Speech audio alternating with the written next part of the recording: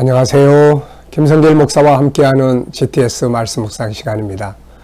이번 한 주간도 묵상과 함께 좋은 한 주간 또 행복한 한 주간이 되시기 바랍니다. 이번 주간부터는 이제 성탄절을 앞에 두고 예수님의 탄생에 대한 말씀들을 우리가 쭉 묵상을 하게 됩니다. 예수 그리스도의 탄생은 우리 모든 사람들에게 큰 희망이죠. 그분에게 구원이 있고 그분에게 삶의 길이 있기 때문에 그런 것입니다. 이번 주간부터 시작하는 예수님의 탄생에 관한 말씀들을 쭉 묵상하시면서 예수님과 더 깊은 교통과 주님 만나는 귀한 은혜들이 있기를 바랍니다. 우리 GTS 묵상은 세 가지의 목적을 가지고 만들어졌다고 했죠. 첫째는 역동성입니다. 어제도 우리가 말씀을 들었습니다. 설교는 제가 잡은 고기를 여러분에게 나눠드리는 것과 같은 것이죠. 그러나 묵상은 여러분들 스스로가 좋은 고기들을 잡는 것과 같습니다. 그래서 듣고 배우는 것과 함께 묵상하는 삶이 꼭 이루어져야죠. 스스로 느끼고 깨닫는 게 정말 중요한 것이니까요. 이 역동성을 일으키기 위한 묵상을 하기 위해서는 네 가지 방법을 사용해야 합니다. 하나는 그냥 쭉 읽으면서 은혜 받는 것, 이걸 흐르는 물 마시기라고 해요. 그 다음에 두 번째는 좀 더 깊이, 그래서 단어 하나나 문장 하나를 더 깊이 묵상을 하게 되는 거죠. 그러면 깊은 곳에 있는 생수를 마실 수가 있습니다. 그리고 세 번째는 이제 질문을 하는 거예요.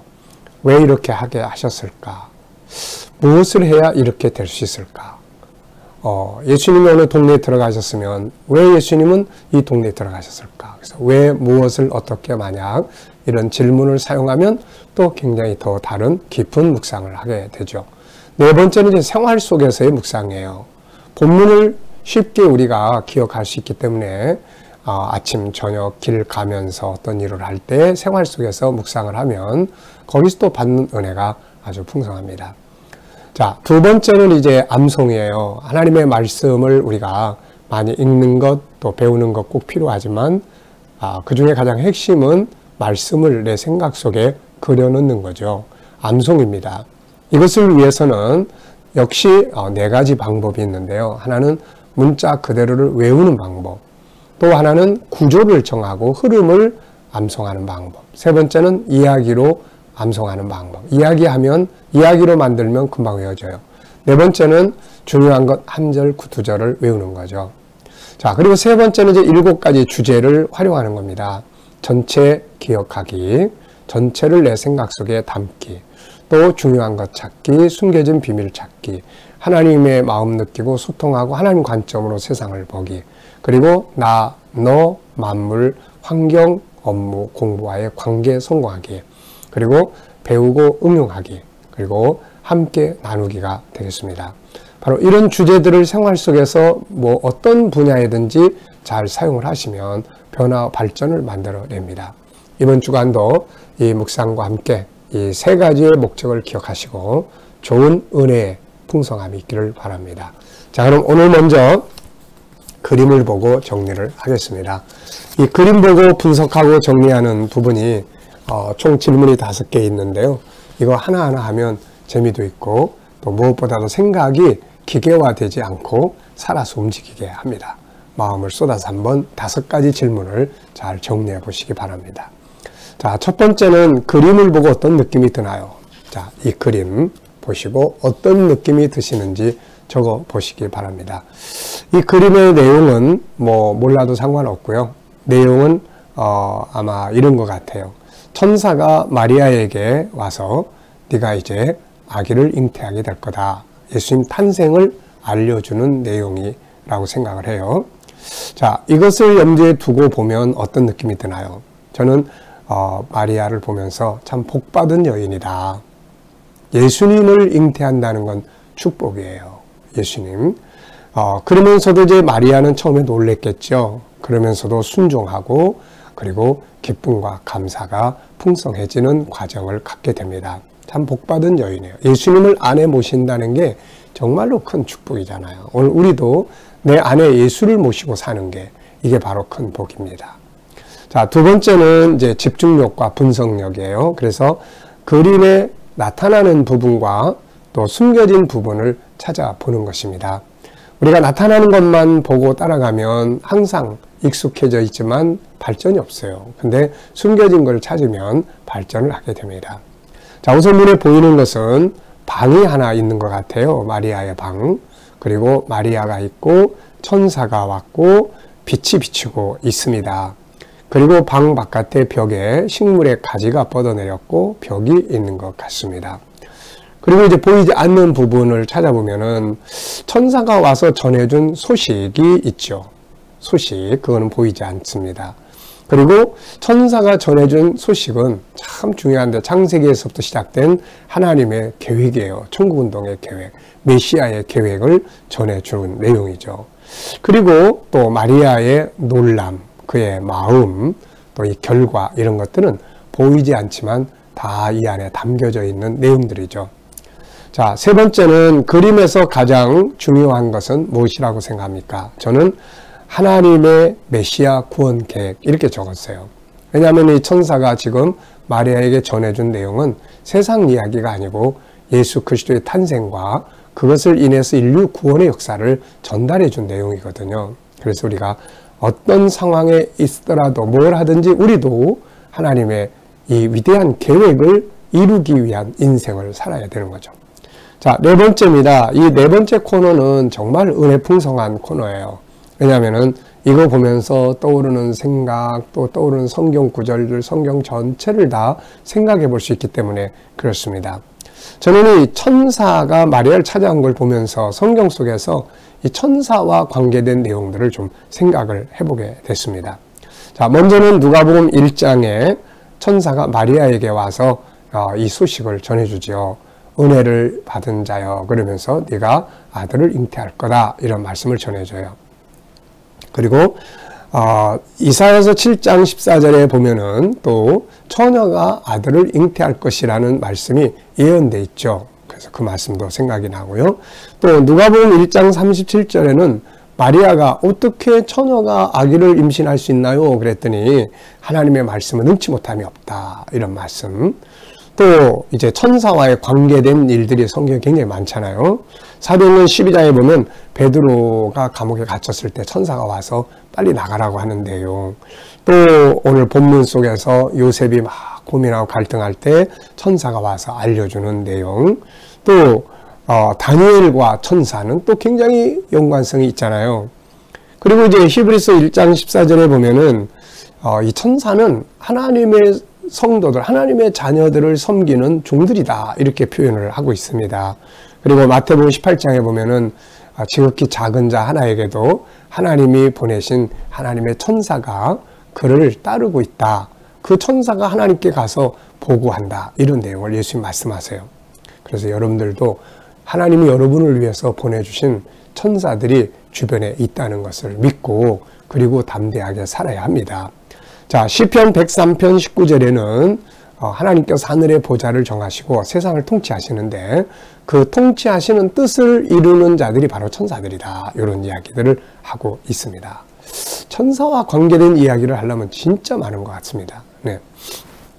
천사는 하나님의 백성들, 자녀들을 보호하는 그런 하나님의 종들이에요. 우리한테는 우리를 돕기 위해서 파송받은 하나의 경호원과 같은 존재들이죠. 그래서 이걸 좀 잘 깨닫고 믿으면 담대하게 살 수가 있습니다. 다섯 번째는 과거, 현재, 미래를 점검해 보는 거예요. 자, 이렇게 천사가 마리아에게 와서 이야기를 하는 그림이 있고, 앞에는 무슨 그림이 있을까요? 앞에는 저 멀리 가면 창세기 3장 15절까지 갈 수 있어요. 여자의 후손으로 오실 메시아. 그리고 좀 더 이 그림보다 앞에 있다면 이사야서 7장 14절, 처녀가 잉태 아들을 낳을 거다, 이런 말씀들, 이런 그림을 그려볼 수 있을 것 같습니다. 자, 그리고 이제 다음 그림을 그려본다면은 이제 예수님의 탄생이 있게 되는 그림을 그릴 수 있을 것 같아요. 자, 여러분들도 한번 상상해서 그려보시고 이걸 통해서 우리의 인생, 나의 인생의 미래를 한번 점검해 볼 수 있는 그런 시간들 가져보시기 바랍니다. 자, 오늘 본문 말씀은 마태복음 1장 18절로 25절입니다. 한번 읽어보죠. 예수 그리스도의 나심은 이러하니라. 그의 어머니 마리아가 요셉과 약혼하고 동거하기 전에 성령으로 잉태된 것이 나타났더니 그의 남편 요셉은 의로운 사람이라. 그를 드러내지 아니하고 가만히 끊고자 하여 이 일을 생각할 때에 주의 사자가 현몽하여 이르되 다윗의 자손 요셉아 내 아내 마리아 데려오기를 무서워하지 말라. 그에게 잉태된 자는 성령으로 된 것이라. 아들을 낳으리니 이름을 예수라 하라. 이는 그가 자기 백성을 그들의 죄에서 구원할 자이심이라 하니라. 이 모든 일이 된 것은 주께서 선지자로 하신 말씀을 이루려 하심이니 이르시되 보라 처녀가 잉태하여 아들을 낳을 것이요 그의 이름은 임마누엘이라 하리라 하셨으니 이를 번역한즉 하나님이 우리와 함께 계시다 함이라. 요셉이 잠에서 깨어 일어나 주의 사자의 분부대로 행하여 그의 아내를 데려왔으나 아들을 낳기까지 동침하지 아니하더니 나음의 이름을 예수라 하니라. 아멘. 오늘의 주제는 이 내용 전체를 생각 속에다가 딱 그려 놓는 거예요. 자, 전체가 그려지십니까? 이걸 위해서 이제 필요한 내용들을 여기에 정리를 했어요. 자, 먼저는 어제와 오늘 감사한 일들 또 적어 보시고요. 어제 감사한 것들이 무엇인지, 또 오늘 하루 시작하면서 감사한 것들이 무엇인지 한번 적어 보시기 바랍니다. 자, 1번입니다. 전체를 읽고 느껴지는 건 뭔가요? 저는 참 6가지나 적었어요. 이렇게 이 본문 속에는 느끼고 깨닫게 하고 생각하게 하는 은혜의 말씀들이 많습니다. 여러분들도 이 말씀을 읽어보면서 느껴지는 게 있으면 적어 보십시오. 그게 은혜거든요. 자, 첫째는 성령으로 잉태됐다. 예수님. 성령으로 잉태. 이게 참 중요한 말이에요. 만약에 예수님이 사람과 사람이 서로 사랑하고 결혼해서 서로 관계를 통해서 예수님 태어났다면 예수님 구세주가 될 수가 없어요. 우리가 똑같은 사람이니까. 근데 예수님 우리 구세주 될 수 있는 것은 하나님이 성령으로 육체를 입고 잉태되어 있기 때문에 창조적 능력이죠. 그래서 우리의 구세주가 될 수가 있는 거거든요. 두 번째는 마리아의 복이에요. 예수님을 아내 잉태한다는 게 이게 얼마나 큰 복입니까? 인류 역사 속에 이 복을 누린 자는 마리아 한 사람이죠. 그러나 오늘 내 안에 성령으로 예수 그리스도를 모시고 사는 것은 우리 성도들이 누구나 다 할 수 있는 복입니다. 세 번째는 이제 요셉이 갈등하죠. 자기하고 결혼도 하는 여인이 아기를 임신했다고 하니까 얼마나 놀랬겠습니까? 자, 이때 이제 천사가 와서 전해준 말씀인데 이걸 딱 보면은 답은 말씀 속에 있구나. 이걸 느끼게 해요. 답은 말씀 속에 있구나. 맞아요. 요셉이 천사에 전해준 말씀을 딱 들으니까 이미 이건 예언된 말씀이잖아요. 이사야 7장 14절에 처녀가 잉태해 아들을 낳을 것이니까 이름을 임마누엘이라 하라. 이걸 딱 알고 있던 요셉은, 그래서 우리가 성경을 미리미리 알고 있는 것은 참 중요해요. 고난당할 때 필요한 말씀 미리 알고 있으면 고난당할 때 그 말씀이 생각나면은 우리가 이길 수가 있지 않습니까, 이게? 자, 다섯 번째는 이제 천사가 자기 생각을 버리고, 요셉이 천사가 전해준 이야기를 믿고 순종하죠. 말씀을 들어놓고도, 무슨 쓸데없는 소리 하고 있어. 이래버렸으면 이게 얼마나 큰일 났겠어요, 이거. 요셉은 순종합니다. 그리고 드디어 예수 그리스도께서 세상에 태어나시게 된 거죠. 이걸 보면서도 우리 안에 있는 예수님이 내 말과 행동을 통해서 세상에 나타나야 된다 하는 이런 생각을 좀 하게 되니까 이것도 큰 은혜가 되네요. 자, 구조를 정해보겠습니다. 이 말씀을 전체적으로 내 안에 담기 위해서 효과적인 방법이 바로 구조, 단락을 정하는 건데요. 저는 2, 4, 2 이렇게 정했어요. 2, 4, 2. 2는 마리아의 잉태와 요셉의 고민과 갈등, 결심. 그리고 4는 이제 천사가 꿈에 현몽을 해서 태어날 분은 예수님이다. 그리고 일이 이렇게 된 것은 선지자가 이야기해 준 게 그대로 된 것이다. 라는 걸 전해줘요. 그랬더니 이제 그 다음에 2는 요셉이 그 말을 듣고 믿고 이제 마리아를 데려오고 그리고 이제 아기를 낳기까지 동침하지 않습니다. 그래서 순수한 메시아가 태어나게 한 것이죠. 참 멋진 내용들이에요. 자, 이렇게 2, 4, 2 구조를 기억하면 벌써 우리 안에 이 내용이 다 들어와 있습니다. 자, 그리고 이제 또 하나, 전체를 기억하는 방법 중에 하나가 첫째 내용과 끝 내용이에요. 시작하는 내용과 끝 부분을 알면 전체를 기억하기가 쉬워집니다. 자, 첫째 절에는 마리아가 성령으로 예수를 잉태했다는 거고, 끝에 절은 예수님이 태어나셨다는 말씀이에요. 성령으로 잉태, 그 다음에 태어나심. 가운데는 잉태되고 나서 이러이러한 일들이 있고, 이렇게 됐다 하고 전체를 생각할 수가 있어요. 이 훈련을 많이 하시면 기억력이 굉장히 좋아지죠, 이게. 아이들이 독서하더라도 단락만 딱딱 나누면은, 어떤 내용. 국어도 마찬가지고, 다 마찬가지예요, 이게. 자, 또 전체를 기억하기 쉽게 한 내용이 뭐냐면은 이야기로 만들어 보는 거예요. 이 내용을 문자 그대로 외우려면 어려운데 이야기로 만들어 보면 쉬워지는 거예요. 제가 만든 이야기 들려드리겠습니다. 요셉과 정혼한 마리아가 성령으로 아기를 잉태했습니다. 이에 놀란 요셉은 마리아를 당시 법대로 하지 않고 그냥 조용히 끝내려고 했습니다. 이때 주의 사자가 꿈에 찾아왔습니다. 그리고 이 사실에 대해 설명을 했죠. 아기 잉태는 성령으로 된 것이며 아기 이름은 예수라고 하면 된다. 이분은 자기 백성을 저희 죄에서 구원할 분이기 때문이다. 그리고 일이 이렇게 된 것은 선지자 이사야가 예언한 대로 된 것이다. 그러면서 이사야 7장 14절을 들려주는 거예요. 보라, 처녀가 잉태하여 아들을 낳을 것이요 그 이름을 임마누엘이라 하리니 이는 하나님이 우리와 함께 계시다 함이라 라고 이야기를 해줍니다. 요셉은 이 말씀을 듣고 그리고 자기가 알고 있는 성경이 생각이 났죠. 그래서 이 말씀을 순종해서 마리아를 데리고 왔습니다. 그러면서도 아기를 낳을 때까지는 동침하지 아니했습니다. 마침내 아기가 태어났어요. 이분이 바로 구세주 예수 그리스도였습니다. 이렇게 이야기를 만들면은 전체가 그냥 다 내 안에 싹 들어와 있잖아요. 벌써 다 외워버렸습니다, 이게. 자, 네 번째는 이제 제목을 정하는 거예요. 인생은 제목 정하고 푸는 것이라고 했죠.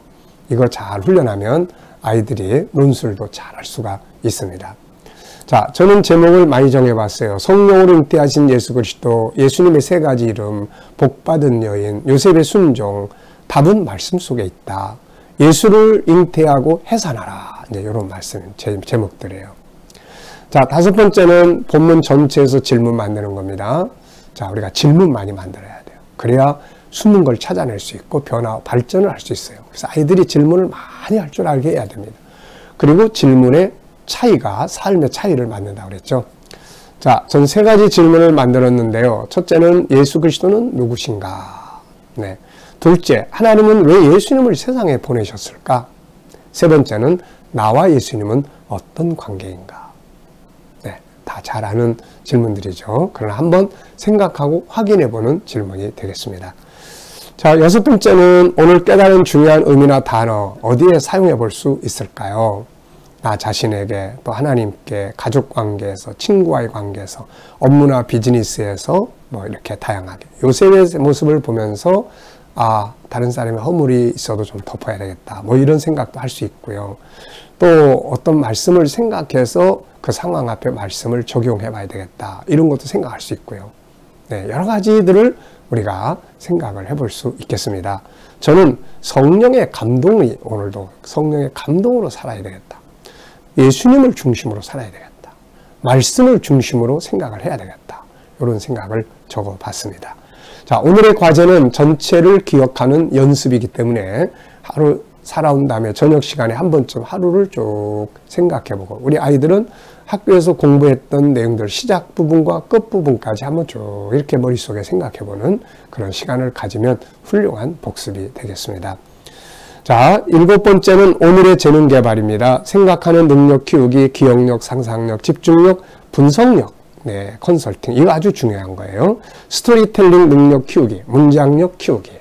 네, 오늘도 주신 말씀을 따라서 예수 그리스도와 함께 행복한 하루가 되시길 바랍니다. 기도하고 마치겠습니다. 주님 감사합니다. 이제 오늘부터는 주님의 탄생에 관한 말씀들을 묵상하게 됩니다. 이 말씀을 통해서 우리가 좀 더 주님을 깊이 알고 만나게 하여 주옵소서. 오늘 하나님 우리 성도들과 자녀들의 이 지적 재능들이 잘 발전하게 하여 주옵소서. 생각하는 능력이 커지고 기억력, 상상력, 집중력, 분석력이 커지고 또 스토리텔링의 능력이 키워지고 문장력이 발전하게 하여 주옵소서. 오늘도 주님 우리 자녀들 또 친척들 동료들 중에 믿지 않는 사람들 죽게 돌아와 구원받게 하시고 우리 자녀들과 성도들 머무는 곳마다 오늘도 코로나로부터 안전하게 지켜 보호하여 주옵소서.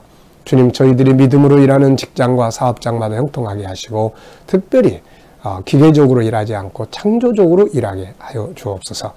새로운 일터를 구하는 자들마다 좋은 일터를 허락하여 주시고 치료받는 성도들에게는 또 모든 질병에서 속히 자유하게 하여 주옵소서.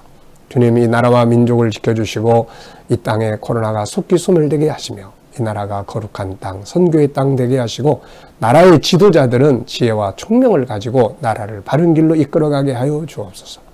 오늘도 세계 곳곳에 있는 선교사님들과 또 저희들의 사역 가운데 함께하여 주시고 택한 백성들 다 죽게 돌아오게 하여 주시며 세계의 모든 나라에서 코로나가 속히 소멸되게 하셔서 우리 모두가 다 천국 복음 들고 세계로 나아가게 하여 주옵소서. 주님 오늘도 핍박받는 교회와 성도들을 지켜주시고 저희들의 삶이 예수 그리스도의 이름으로 승리하게 하여 주옵소서. 예수님의 이름으로 감사하며 기도하옵나이다. 아멘.